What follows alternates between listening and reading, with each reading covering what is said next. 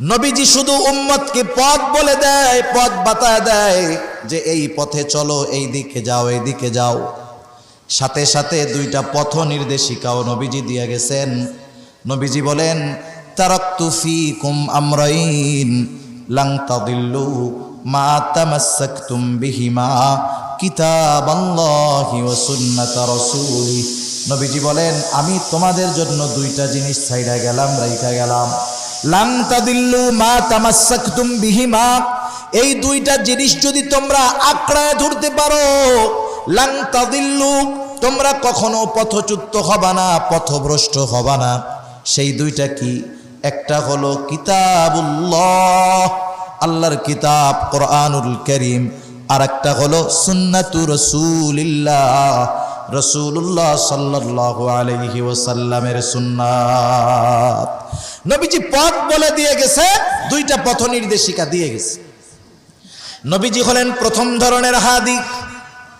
আমরা আল্লাহ তাআলার কাছে বলি, ইহদিনাস সিরাতাল মুস্তাকিম, আয় আল্লাহ আপনি আমাদেরকে সিরাতে মুস্তাকিমের পথ নির্দেশিকা দেন, পথে পরিচালিত করেন। এটার অর্থ হইল, এইতে আমার আপনার নবীজিকে বেশি ভালোবাসতো। নবীজিও আবু তালেবকে ভালোবাসতেন। এই জন্য আবু তালেব যেই বছর ইন্তেকাল করলো, খাদিজা রাদিয়াল্লাহু তাআলা আনহা যেই বছর ইন্তেকাল করলো, সেই বছরের নামটাই হয়ে গেল আমুল হুজুন, চিন্তার বছর, দুঃখের বছর। আবু তালেব যখন জীবনের অন্তিম মুহূর্তে, আলামতে মাউত আছে, কিছু মৃত্যুর কিছু আলামত আছে।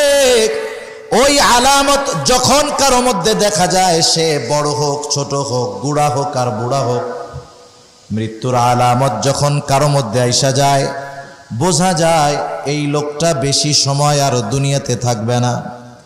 নবীজি বুঝতে পারলেন চাচা আবু তালেবের আলামতে মাউত দেখা দিছে, সাকারাতে মাউত শুরু হয়ে যাবে।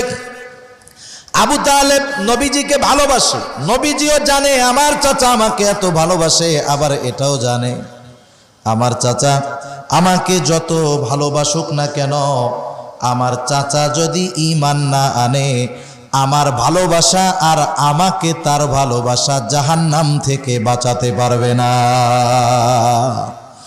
এজন্য নবীজি চিন্তিত হয়ে গেছেন, চিন্তা করতেছেন যেমনে হোক নবীজির জবান দিয়ে লা ইলাহা ইল্লাল্লাহ শব্দটা বের করা যায় কিনা।